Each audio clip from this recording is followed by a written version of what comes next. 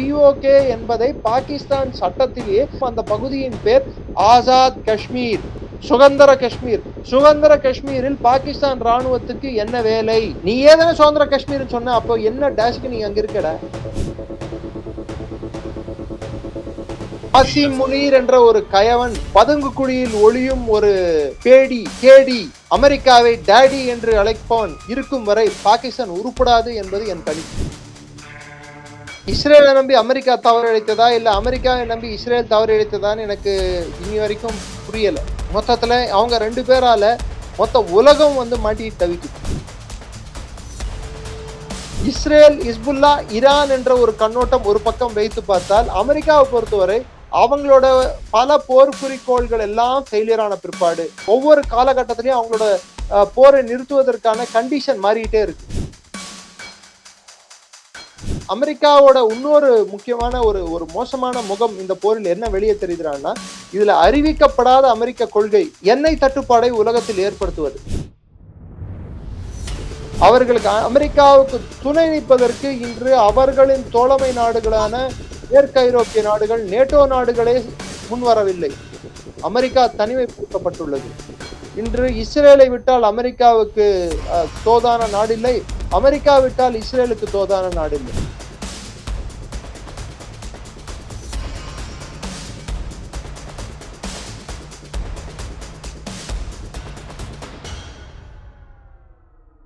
தென்னவன் media நேயர்களுக்கு வணக்கம். இன்று நம்முடன் இணைந்திருக்கக்கூடிய சிறப்பு விருந்தினர் டிஃபென்ஸ் அனலிஸ்ட் டாக்டர் திரு நிரஞ்சன் அவர்கள். வணக்கம் சார். வணக்கம். ஜெயஹிந்த். ஜெய்ஹிந்த் சார். சார், பாகிஸ்தான்ல அந்த பிஓகே அப்படிங்கிற பகுதியில பாகிஸ்தான் ராணுவம் உள்நுழைந்து அங்க இருக்கக்கூடிய மக்களை தாக்கி கொண்டுகிட்டு இருக்கு. இப்ப வரைக்குமே பாத்தீங்க அப்படின்னா கிட்டத்தட்ட 500க்கும் மேற்பட்ட பொதுமக்கள் உயிரிழந்திருக்கிறதா கூறப்படுது. அதுக்கு பாகிஸ்தான் ராணுவம் என்ன காரணம் சொல்லுதுன்னா, அவங்க போராட்டத்துல ஈடுபடுறாங்க, நாட்டின் அமைதியை சீர்குலைக்க முயற்சி பண்றாங்க அப்படிங்கிற மாதிரியான காரணம் சொல்லுது. உண்மையிலேயே எதுக்காக இந்த தாக்குதல் நடத்தப்படுது சார்? முதல்ல பிஓகே காஷ்மீரின் பாகிஸ்தானின் அங்கமா? இல்ல, பாகிஸ்தான் ஆக்குபைடு தானே. அவங்க ஆக்கிரமிப்பு அவங்க கூப்பிடுறது ஆசாத் காஷ்மீர்னு கூப்பிடுறாங்க. அப்படி ஆசாத் காஷ்மீர் நீயே அது ஆசாத் அப்படின்னா அது சுதந்திர காஷ்மீர் அப்படின்னு நீ அறிவிச்ச பிற்பாடு அது உன்னோட நிலப்பரப்பே இல்லை. அதை கட்டுப்படுத்த நீ ஏன் நினைக்கிற? உந்தா அது முதல்ல 1948 UN ரெசல்யூஷன் என்ன சொல்லுது? அது உந்துன்னு சொல்லுதா? இல்லையே. நீ அத்துமீறி ஆக்கிரமித்து கொண்ட பகுதி, அதுல ஒரு ராணுவத்தை அனுப்புறதே தப்பு. அங்க தேர்தல் நடத்தினாலும் திருட்டு தேர்தல் தான் நடத்துற. நல்ல ஓட்டு நீ தான் போடுற, கள்ள ஓட்டு நீ தான் போடுற, ரிகிங் தான் பண்ற. நீ யார விரல் காட்டுறியோ அவன் தான் பிரதமர். அப்கோர்ஸ் உன் நாட்டுக்கே நீ ராணுவம் யாருக்கு விரல் காட்டுதோ அவங்க தான் பிரதமர். முடியாது, கூடாது, நான் ஒத்துக்க மாட்டேன்னு சொன்னா ஒண்ணு ஜெயில இருக்கணும், இல்ல வெளிநாட்டுக்கு போனோம், இல்ல தூக்குல தொங்கணும். 3 ஆப்ஷன் தான். லாக் கரோ ஜி, கம்ப்யூட்டர் ஜி லாக் கரே ஜாய் அப்படின்னு கேட்டா அது இந்த 4 ஆப்ஷன் தான் நீ கொடுக்குற. ஒண்ணு, நான் நீட்டவன பிரதமரை ஏத்துக்கோ, இல்ல ஒத்துக்காட்டி ஜெயிலுக்கு போ, ரொம்ப முரண்டு பிடிச்சா தூக்குல தொங்கு, இல்ல 4வது ஆப்ஷன் நாட்டை விட்டு வெளியே ஓடிப்போ. ABCD. கவுன் பரேகா பிரதான் மந்திரி, இல்ல வசீர அசம். பாகிஸ்தான்ல அப்படிதான் சொல்லுவாங்க, வசீர அசம் அப்படின்னுவாங்க. கவுன் பனேகா வசீர அசம் அப்படின்னு சொல்லி போட்டி நடத்துவாங்க. தேர்தலை ரிக் பண்ணுவாங்க. ரிகிங்கன்னா குத்துவாங்க ஓட்ட இவங்களே. அது எப்படி ஒரு நாட்டுல நீயே காஷ்மீர் சோ-கால்டு உங்களோட ஆசாத் காஷ்மீர், எங்களை பொறுத்த வரைக்கும் அது ஆசாதும் இல்ல, அது எங்களோட பகுதி. ஒரு வேஸ்ட்லேண்ட் இன்னொரு ஒரு நிலப்பரப்பு கூட ஒரு வேஸ்ட்லேண்ட் இருக்கு. தமிழ்ல வேஸ்ட்லேண்ட்னா என்னன்னு உங்களுக்கு புரியும்னு நினைக்கிறேன். அந்த வேஸ்ட்லேண்ட் பக்கத்துல ஒரு நல்ல ஒரு விளைநிலம் இருக்கு. அந்த விளைநிலத்தையும் வேஸ்ட்லேண்ட ஒட்டிட்டு இருந்தா அதுவும் வேஸ்ட்லேண்ட் ஆயிடுமா? Pakistan is wasteland. அது மாதிரி ஒரு வேஸ்ட்லேண்ட் இது எங்களுதுன்னு கூவுனதையே திருப்பி கூவிட்டு இருந்தா சரி, வேஸ்ட்லேண்ட் உன்னால உன் நாட்டு மக்களுக்கே சோறு போட முடியல, உன் நாட்டுல எண்ணெய்க்கு தட்டுப்பாடு, சோத்துக்கு தட்டுப்பாடு, எல்லாத்துக்குமே பஞ்சம், பிணி, பட்னி, தண்ணி கூட வர மாட்டேங்குது இப்பெல்லாம். இதுல வேற ஊரை ஏமாத்துறதுக்கு சில லாகூர்ல இருக்கிற சில தெருக்களுக்கு இந்து பேர் வைக்கிறதும், சோம்நாத் கோவில வந்து கஜினி இடிச்சதாலேயே நம்ம எல்லாம் வந்து கஜினியை பாராட்டக்கூடாது, நம்ம ஆக்சுவலா நம் முன்னோர்கள் வந்து இந்துக்களாக இருந்தவங்கன்னு சொல்லிட்டு அவங்க பாதுகாப்பு அமைச்சர் சொல்றதும் இல்ல ஒரு நம்பகத்தன்மைக்காக சொல்றாங்க சார். நாங்க வந்து எல்லாருக்குமான சொல்றேன். ஊருக்கும் பேருக்கும் உன் நாடகத்தை நடத்தி காட்டு, நம்புறதுக்கு நாங்க ரெடியா இல்ல. இது நாடகம் உங்களுக்கும் தெரியும், எனக்கும் தெரியும். இல்ல சார், நம்ம எல்லாத்தையுமே கண்மூடித்தனமா நாடகம்னு ஏன் சார் சொல்லணும்? அவங்க வந்து ஒரு மனம் தெரிஞ்சு கூட இருக்கலாமே. பாருங்க நட்ராஜர், நீங்க ரொம்ப திருந்திட்டாங்க, வருந்திட்டாங்கன்னு சொல்லிட்டு நீங்க சும்மா பேசினீங்கன்னு வச்சுக்கோங்க, வாசகர்களை என்ன திட்டுவாங்க, இந்த ஆளுகெல்லாம் ஏன் இன்டர்வியூ கொடுக்குற, அவருக்கு வந்து பாகிஸ்தான் சப்போர்டர், இந்த முத்திரை உங்களுக்கு தேவையா? இல்ல சார், இப்ப இன்னும் கொஞ்ச நாள்ல அங்க வந்து தேர்தல் நடக்க போகுது, கொஞ்சம் நல்ல மதிப்பை பாகிஸ்தான்ல தேர்தல் நடத்த போறாங்க அப்படிங்கிற செய்தி எல்லாம் வருது. யார் எங்க எப்படி தேர்தல் நடக்கும்? நல்லா நடத்துவாங்களே தேர்தல்.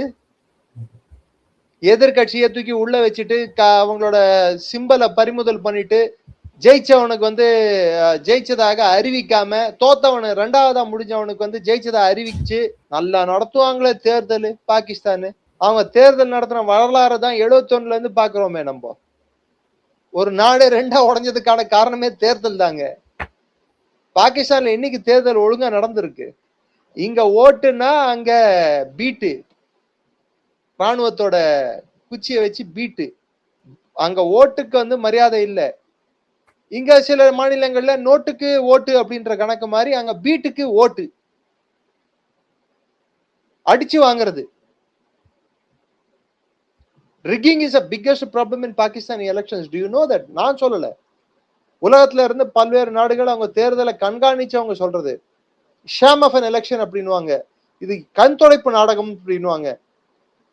நீங்க பாகிஸ்தான் தேர்தலுக்கு விட்டா, நீங்க பாகிஸ்தான் தேர்தல் கமிஷன் மாதிரி ஒரு தேர்தல் கமிஷனே இல்ல, அவங்கள பார்த்து நம்ம கத்துக்கணும்னு சொல்லுவீங்க போல இருக்கே.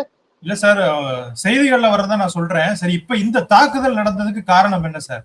அவங்க போராட்டம் நடத்தினதா காரணம்? போராட்டம் நடத்துறதுக்கு என்ன காரணமா இருக்கும்? எல்லா மாகாணங்களிலும் இருக்கக்கூடிய அதே காரணம் தான் இன்னைக்கு பிஓகேலயும் இருக்கிறது. அத்தியாவசிய பொருட்கள் அவர்களுக்கு சென்றடைவதில்லை. இதற்காக அவங்க ஜாயிண்ட் அவாமி ஆக்ஷன் கமிட்டி, அதாவது ஜாயிண்ட் அப்படின்னா ஒருங்கிணைந்த, அவாம் அப்படின்னா மக்கள், ஆக்ஷன் கமிட்டி என்ன, ஆக்ஷன் என்ன, செயல் குழு, நடவடிக்கை குழு, அதுதான் அதோட தமிழாக்கம், சோகால் தமிழாக்கம். அவாம் அப்படின்னா மக்கள். சோ ஒருங்கிணைந்த மக்கள் நடவடிக்கை குழு, இதுக்கு முழு அர்த்தம் சொல்லணும்னா. அவங்க எதுக்கு ஃபார்ம் பண்ணாங்க? அங்க வேலை வாய்ப்புகள் கொடுக்கறது இல்ல, 12 மணி நேரத்துல இருந்து 16 மணி நேரம் பவர் கட்டு, அங்க இருக்கிற ஹைட்ரோ எலக்ட்ரிக் ப்ராஜெக்ட்ஸ், அங்க இருக்கக்கூடிய தேக்கி வச்சிருக்க தண்ணீர்ல இருந்து, டேம்கள்ல தேக்கி வச்சிருக்க தண்ணீர்கள் இந்தியால இருந்தா போகுது நதி, அது வழியா அங்க இருக்கிற தண்ணீர் தேக்கி வச்சு அதுல இருந்து உற்பத்தி ஆகிற மின்சாரம் 4 ரூபா தான் அவங்களுக்கு செலவாகுது. ஆனா அதே மின்சாரத்தை காஷ்மீர்களுக்கு விற்கும் போது எவ்வளவுக்கு தெரியுமா விற்கிறாங்க? 40 ரூபாய்க்கு விற்கிறாங்க யூனிட். ஒரு சில வருடங்களுக்கு முன்னாடி இந்த பிரச்சனை வெடிச்சப்போ மக்கள் தெருவுக்கு வந்து போராடின பிற்பாடு திரும்பி 15 ரூபா ஆக்குனாங்க யூனிட்டை. திரும்பி இப்போ இயல்பு நிலை திரும்பியது அப்படின்ற மாதிரி 30 ரூபாய் 35 ரூபா யூனிட் போயிட்டு இருக்கு. பலூச்சிஸ்தான்ல இருந்து கேஸ் எடுப்பானுங்க, சூயி கேஸ் அப்படின்னு சொல்லிட்டு. ஆனா பலூச்சிஸ்தானுக்கு வந்து அங்க வந்து கேஸ் அது சப்ளை ஆகாது. வெஸ்ட் பஞ்சாப் மாகாணத்துக்கு மட்டும் தான் சப்ளை ஆகும். இவங்களுக்கு கொடுத்தாலும் அதிக விலைக்கு கொடுக்கிறது. அதாவது வெஸ்ட் பஞ்சாபிகள் வாழ்வதற்கு மற்ற பகுதிகள் எல்லாம் வாட வேண்டும். இதுதான் பாகிஸ்தானின் அரசியல் சூழல். அடுத்தது வந்து நீங்க எப்பயுமே நீங்க கொஞ்சம் பாகிஸ்தான்ல எடுத்து பாருங்க, பாகிஸ்தானோட வரலாறு எடுத்து பாருங்க. முதல்ல அவங்களுக்கு வரக்கூடிய அந்த வருவாய், ஒரு மாநிலங்களுக்கு வரக்கூடிய வருவாய் வந்து வெஸ்ட் பஞ்சாப் பெருவாரியான வருவாய் எடுத்துக்கும். வருவாய் பங்கீடுல வந்து பாகிஸ்தான்ல இந்தியாவோட பன்மடங்கு பிரச்சனைகள் அதிகம். சரியான வருவாயை வந்து கொடுக்கறது இல்ல மாநிலங்களுக்கு. அதாவது அவங்க மாகாணங்கள் அப்படின்வாங்க, நம்ம மாநிலம் அப்படின்வோம். மாகாணங்களுக்கு கைபர் பக்துன்வா கொடுக்கறது இல்லை. அதனால்தான் ஏழ்மை நிலை கீழ் இருக்கும் மக்கள் வந்து அதோட விளிம்பு நிலை, அதாவது அடிப்படை தேவைகளை பூர்த்தி செய்ய முடியாத மக்கள் அதிகம் வசிக்கக்கூடிய மாகாணமாக பலூச்சிஸ்தான் திகழ்கிறது. கிட்டத்தட்ட 47% பேர் ஏழ்மை நிலை வறுமை கோட்டுக்கு கீழே இருக்காங்க. 35% என்னவோ கைபர் பக்தூன்வால இருக்காங்க. காஷ்மீரிகளோட அபிஷியலா பாகிஸ்தானே வந்து தெரிவிக்கல பிஓகேல வந்து எத்தனை பேர் வந்து வறுமை கோட்டு கீழ் இருக்காங்கன்ட்டு. அது வெளிவந்ததுன்னா பலூச்சிஸ்தானோட மோசமா இருக்கும் நிலைமை. சோ சொரண்டி பழைப்பதில் பாகிஸ்தான் ராணுவத்துக்கு மிஞ்சியவர்கள் பாகிஸ்தான் ராணுவம் மட்டும்தான். அதனாலதான் எல்லாரும் சொல்லுவாங்க ஒரு நாட்டுக்கு ராணுவம் இருக்கலாம், ஆனா ஒரு ராணுவத்துக்கே ஒரு நாடு இருக்குன்னா அது பாகிஸ்தான் அப்படின்னு சொல்லிட்டு. சார், மற்ற பிரச்சனைகளை விட இது வந்து எந்த விதத்துல வித்தியாசம் அப்படின்னு பாத்தீங்கன்னா, இதுக்காக அதாவது இந்த தாக்குதலுக்கு எதிராக யூகேல வந்து அங்க இருக்கக்கூடிய எம்பிக்கள் பாராளுமன்றத்துக்கு முன்னாடியும் பாகிஸ்தானுடைய தூதரத்துக்கு முன்னாடியும் போராட்டங்கள் நடத்தியிருக்காங்க.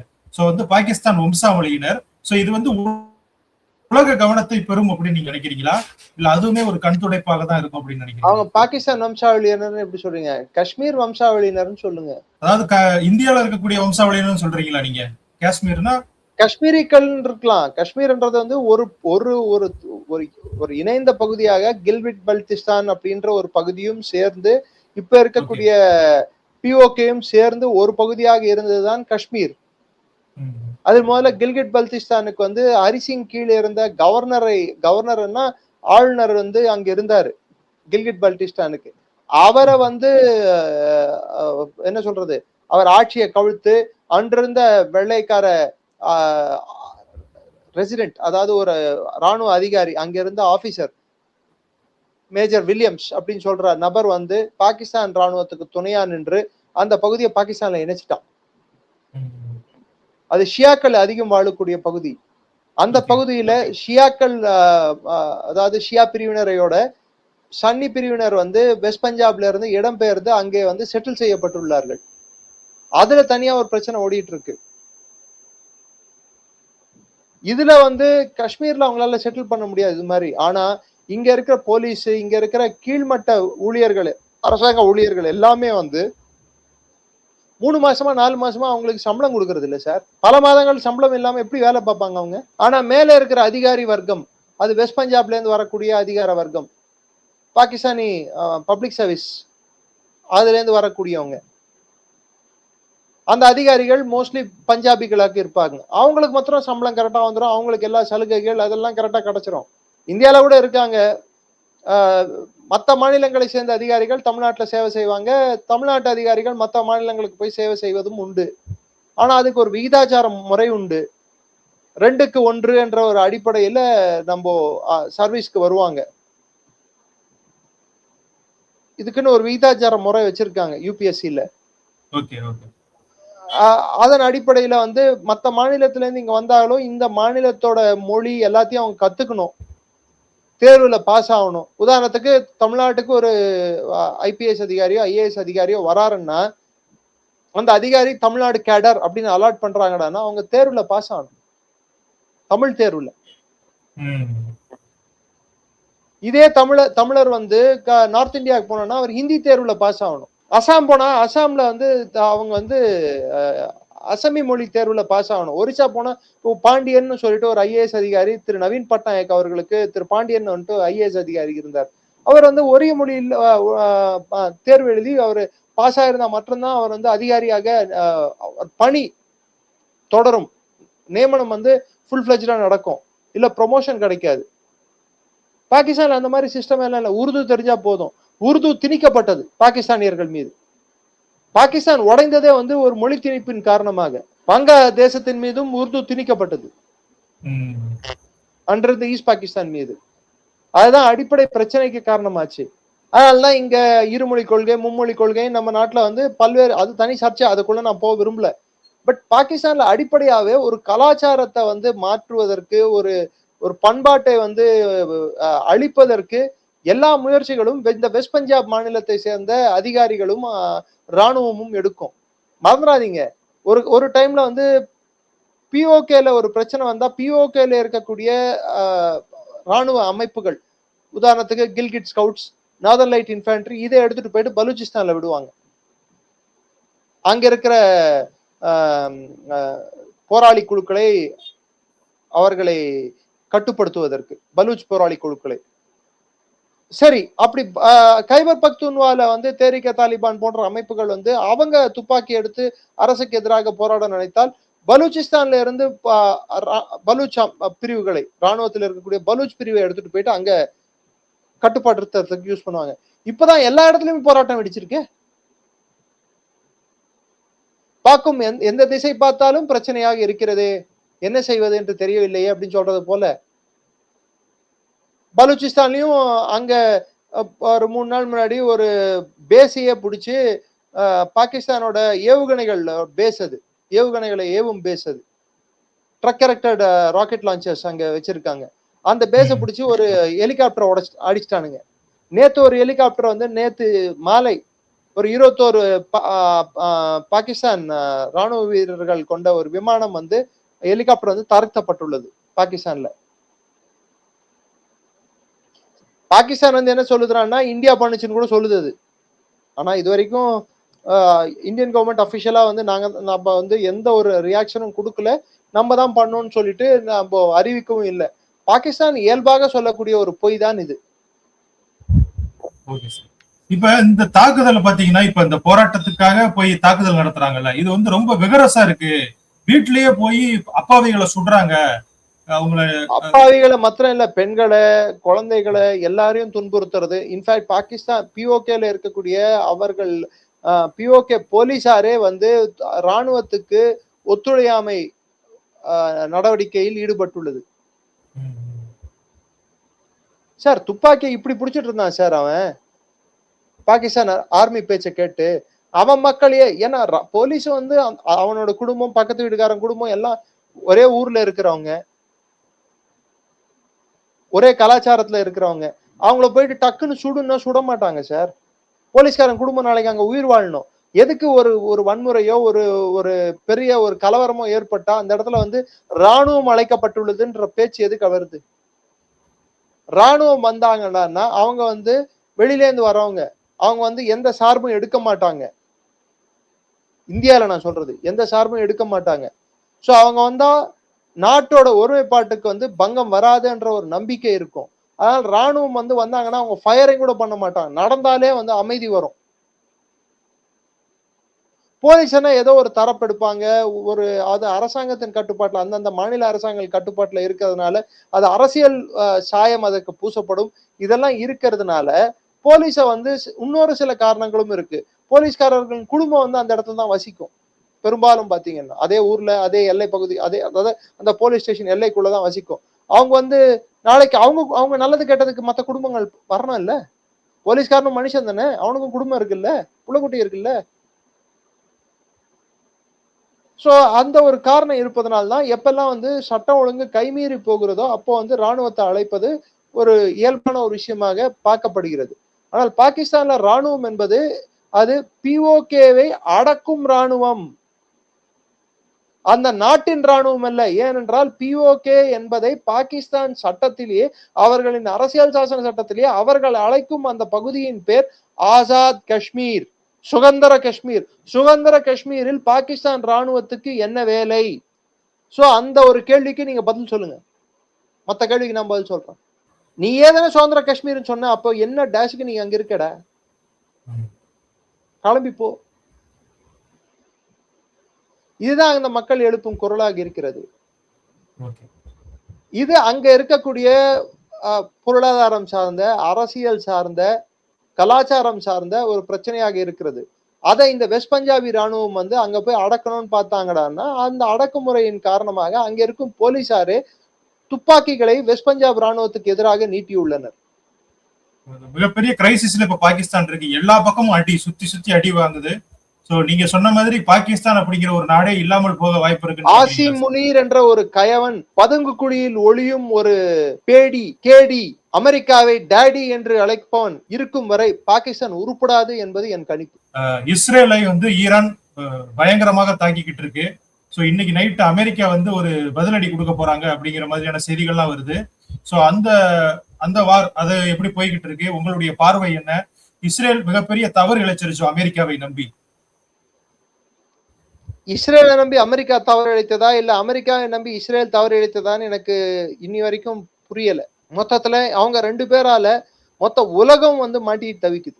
புறாக்காக போரா, இது என்ன அக்க போரா இருக்கிறதேன்னு சொல்லுவாங்க. அது மாதிரி நீங்க எதுக்கு போற ஸ்டார்ட் பண்ணீங்கன்னே தெரியாம ஸ்டார்ட் பண்ணி வச்சுட்டு அதை முடிக்க தெரியாம ஸ்டார்ட் பண்ணதான் தெரியும் எனக்கு முடிக்க தெரியாதுன்னு சொல்லுவாங்க பாருங்க. அது மாதிரி இருக்குது.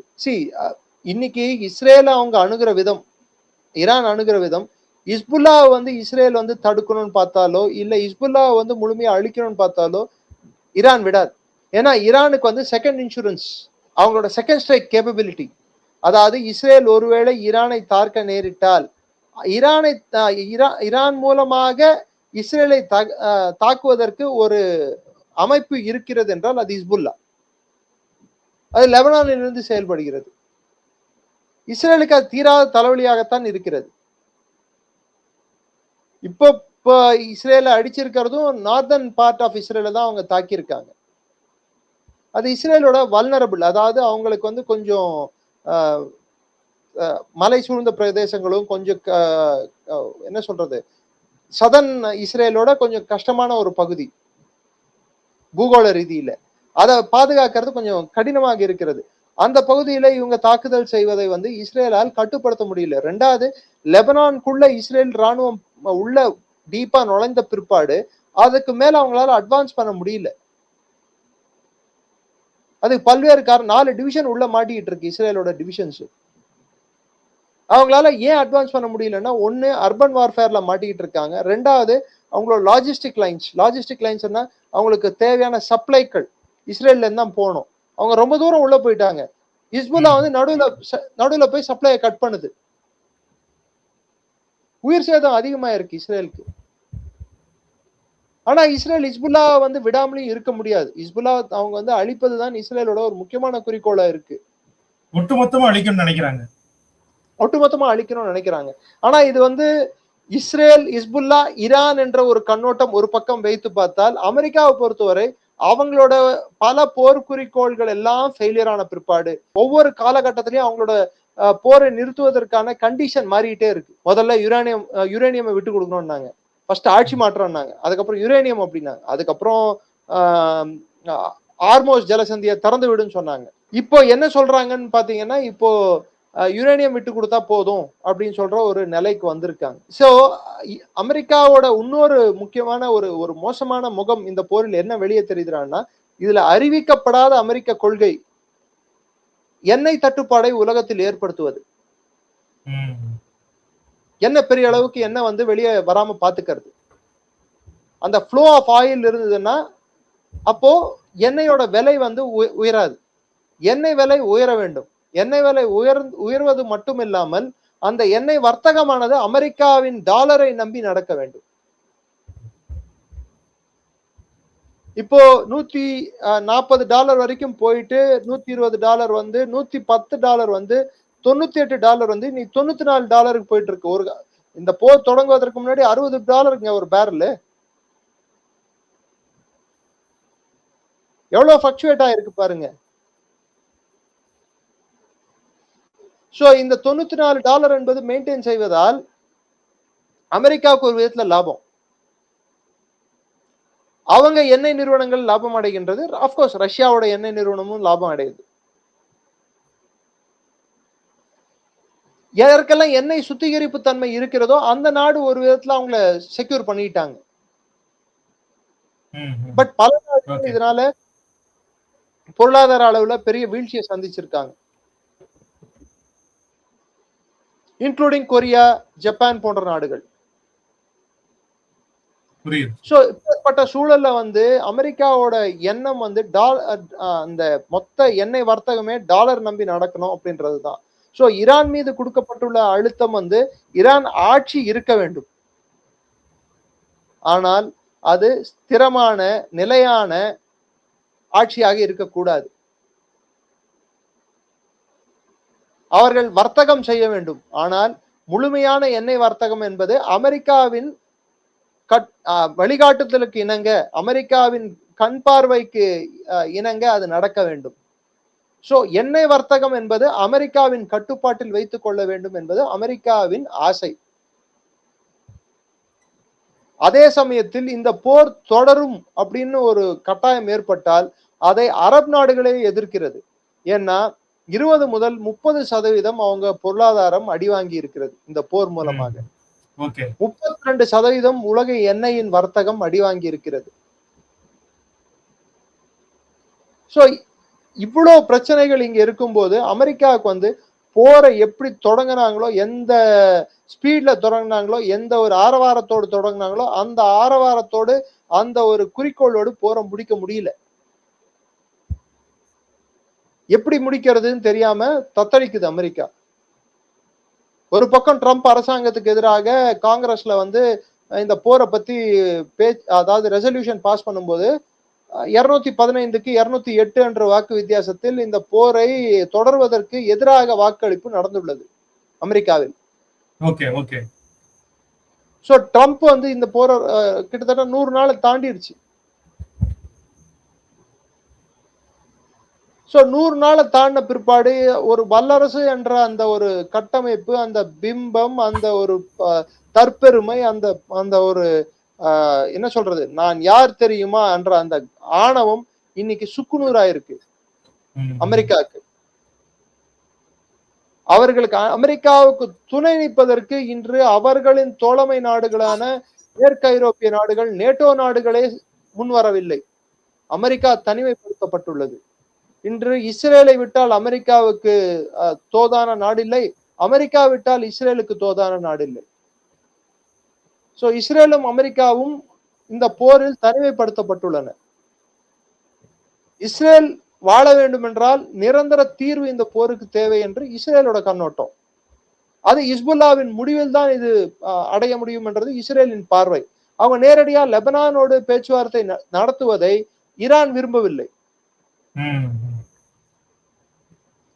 ஏன்னா இஸ்புல்லா அமைப்பை வந்து நேரடியாக இஸ்புல்லா நான் சொன்னா கேட்கிறவன், அப்படி இருந்து லெபனான் கூட நீ பேச்சுவார்த்தை நிறுத்துற, அவனை வேணான்னு சொல்றதும் வேணும்னு சொல்றதும் அது என்னோட கட்டுப்பாட்டுல இருக்கக்கூடிய ஒரு விஷயமா ஈரான் வந்து பாக்குறாங்க.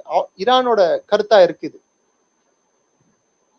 இந்த சூழல்ல ஈரானுக்கும் அமெரிக்காவுக்கும் நடக்கக்கூடிய பேச்சுவார்த்தைகள் பல்வேறு போஸ்ட்மேன்கள், பிஜிஎன்கள் சொல்ல மாதிரி மெசேஜ்களை அமெரிக்கா சொல்லக்கூடிய விஷயங்களை ஈரானுக்கும், ஈரான் சொல்லக்கூடிய விஷயங்களை அமெரிக்காவுக்கும் தெரியப்படுத்திக் கொண்டு இருக்கிறார்கள். அவங்க வந்து மத்தியஸ்ததாரர்கள் அல்ல. மத்தியஸ்ததாரர் என்பவர் நடுநிலை வகிக்க வேண்டும். இவங்க மத்தியஸ்ததாரர் இல்ல, வெறும் postman, mediators. No mediators, postman, message deliver பண்றவங்க. உங்க போனுக்கு வந்து நான் உங்களுக்கு ஒரு மெசேஜ் அனுப்புறேன்னா வாட்ஸ்அப் வந்து உங்களுக்கு அந்த மெசேஜ் டெலிவர் பண்ணுது. நீங்க ரிப்ளை கொடுத்தா அது எனக்கு டெலிவர் பண்ணுது. அப்ப அது மீடியேட்டரா இல்ல it's a medium, not a mediator. ஒரு போஸ்ட்மேன் வந்து ஒரு உங்களுக்கு ஒரு லெட்டர் வருது, அந்த லெட்டர் எடுத்து வந்து கொடுக்கறதுனாலே போஸ்ட்மேன் உங்களுக்கு வந்து மத்தியஸ்ததாரர் ஆயிட முடியுமா? அப்படிதான் பாகிஸ்தான். ஒரு காலத்துல புறாக்கு வந்து கால்ல செய்தியை கட்டி இன்னொரு நாட்டுக்கு அனுப்புவாங்க, அந்த புறா போய் அந்த நாட்டுல போய் செய்தி கொடுக்கும். அப்ப புறா மீடியேட்டர் அப்படின்னுங்களா? இல்ல சார், அவர் என்ன சொல்றாரு, பேச்சுவார்த்தை நாங்க நடத்தணும் அப்படிங்கிற மாதிரி சொல்றாரு சார். நடத்தினா அது சக்சஸ் ஆயிருக்கணுமே. நீ உள்நாட்டுக்குள்ளேயே உன்னால பேச்சுவார்த்தை நடத்த முடியல, உன் மக்களே உன்னை மதிக்கல, நீ என்னடா வெங்காயம் மத்த நாட்டுக்கு பேச்சுவார்த்தை நடத்துறது? சோ ஈரானுக்கும் யுஎஸ்க்கும் நடத்தக்கூடிய பேச்சுவார்த்தையில பல்வேறு விஷயங்களை இஸ்ரேல் வந்து மறைமுகமாக கண்காணிக்கிறது, உளவு பார்க்கிறது. இது அமெரிக்காவுக்கும் ஒரு பெரிய தலைவலியா இருக்கு. தெரியாதனமா மாட்டிக்கிட்டோமோ அப்படின்னு நினைக்கிறாங்க. ஆனா அவங்க தெரியாதனமா எல்லாம் மாட்டிக்கல, தெரிஞ்சேதான் அவர்கள் இந்த போருக்கு போனாங்க. ஆனா அவங்க எடுத்துக்கொண்ட இலக்குகள் வந்து ஒவ்வொரு காலகட்டத்திலும் மாறிட்டே இருந்தது. ஆனா ஒரு இலக்கு என்பது அந்த பெட்ரோலை யாரால் எப்படி, யார் யார் எப்படி விற்க வேண்டும், அது வந்து சந்தைக்கு எப்படி செல்ல வேண்டும், அதை அமெரிக்கா எப்படி கட்டுப்படுத்த வேண்டும் என்ற ஒரு குறிக்கோளை அவர்கள் இந்த போர் மூலமாக அடைந்துள்ளார்கள். உதாரணத்துக்கு ஈரான் வந்து 2.5 மில்லியன் பேரல்கள் ஒரு நாள் ஒன்றுக்கு உற்பத்தி செய்து கொண்டிருந்தது கச்சா எண்ணெய். இன்னைக்கு வெறும் 29,000 பேரல் தான் உற்பத்தி பண்றாங்க. ஏன்னா இந்த அமெரிக்காவோட தாக்குதல் காரணமாக, பிளாக்கேடு காரணமாக யாரும் ஈரான் கிட்ட இருந்து எண்ணெய் வாங்க முடியாத ஒரு சூழல் ஏற்பட்டது காரணமாக என்ன பண்ணிருக்காங்க, ஈரான் வந்து எண்ணெய் ப்ரொடக்ஷனை வந்து கம்மி பண்ணிருக்காங்க. ஏன்னா தேக்கி வைக்கிறதுக்கு கிடங்கில்ல ஈரான் கிட்ட. சோ ப்ரொடக்ஷனை கம்மி பண்ணி தான் ஆகணும். இன்னொரு பக்கம் ஈரான் அங்கிருந்து வரக்கூடிய கப்பல்களை சில நேரங்களில் ஈரானும் டார்கெட் செய்து, அதாவது அதை தாக்குது சில நேரங்கள்ல. ஆனா இப்ப புதுசா இந்திய கப்பலை தாக்கும் அளவுக்கு அமெரிக்காவுக்கு துணி வந்துள்ளது. அதுக்கு இந்திய அரசு டிமார்ச் அப்படின்னு சொல்லிட்டு அவங்களோட செர்கி கார் அவங்களோட தூதரை கூப்பிட்டு, அமெரிக்க தூதரை கூப்பிட்டு வார்னிங் கொடுத்து அமைச்சிருக்காங்க. சோ இது அமெரிக்காவுக்கு கொடுத்துள்ள ஒரு என்ன சொல்றது வார்னிங். Okay sir, okay. நிறைய விஷயங்கள் எங்க கூட பகிர்ந்துகிட்டீங்க. சோ இந்த போர் எப்படி போகுது அப்படிங்கறத நம்ம பொறுத்திருந்து பார்க்கலாம். அதே மாதிரி பிஓகேல அமைதி திரும்ப வேண்டும் அப்படிங்கறத நம்மளுடைய எண்ணமாகவும் இருக்கு. அதுவும் நடக்கும் அப்படின்னு எதிர்பார்ப்போம். எங்களுடைய ஒன்னு சொல்றேன் ஒரே ஒரு விஷயம் சொல்றேன். பிஓகே இப்பொழுது இருக்கக்கூடிய சூழல் தொடருமே ஆனால் பங்களாதேஷ் போன்ற ஒரு, அதாவது ஈஸ்ட் பாகிஸ்தான் போன்ற நிலைமை ஏற்பட வேண்டும். பிஓகேல வன்முறை அதிகமாக வேண்டும், பாகிஸ்தானின் அடக்குமுறை அதிகமாக வேண்டும். அப்பொழுது நமக்கு ஒரு ஏதுவான சூழ்நிலை கிடைக்கும். அந்த ஒரு மக்களும் அந்த நிலப்பரப்பும் இந்தியாவோடு இணைவதற்கு. அப்படி இணைந்தால் கூட அதை தனிமைப்படுத்தப்பட்டு அதில் யாரெல்லாம் பாகிஸ்தானின் கைக்கூலிகளாக இருக்கிறார்களோ, உதாரணத்துக்கு இன்னைக்கு பங்களாதேஷை உருவாக்கின பிற்பாடு கூட பங்களாதேஷின் கைக்கூலிகளாக ஜமாத் இஸ்லாமி திகழ்கிறது அந்த பக்கம். அது மாதிரி நாளைக்கு பிஓகேல பாகிஸ்தானின் கைக்கூலிகளாக இருக்காமல் இருக்க மாட்டாங்க. 80 வருஷமா ஏங்க 25 வருஷமா பாகிஸ்தான் கூட இருந்த ஒரு காரணத்துக்காகவே இன்னி வரைக்கும் பாகிஸ்தானுக்கு உறவாடிட்டு இருக்காங்களே ஜமாத் இஸ்லாமி பங்களாதேஷ்ல. இவங்க இத்தனை வருஷமா பாகிஸ்தான் கூட இருந்திருக்காங்க. அதுல பாகிஸ்தான் ஊடுருவல்காரர்கள் இருக்க மாட்டார்களா என்ன? உடனே வந்து பிஓகே நாம் கைப்பற்ற வேண்டும், பிஓகே நம்மிடம் இணைந்து விட வேண்டும் யாராவது கமெண்ட் போடுறீங்கன்னா கொஞ்சம் யோசிச்சு போடுங்க. ஏன்னா உடனே நம்ம வந்து இணைத்துக்கிறதுக்கு இது தருவாயும் அல்ல, அதுக்கான சூழ்நிலையும் சரியான சூழ்நிலை இல்லை. இது வந்து அந்த த்ரெஷோல்ட் லிமிட், அந்த அளவுகோலை இன்னும் தாண்டவில்லை. ஓகே சார், நன்றி சார். நன்றி. ஜெயஹிந்த். ஜெயஹிந்த்.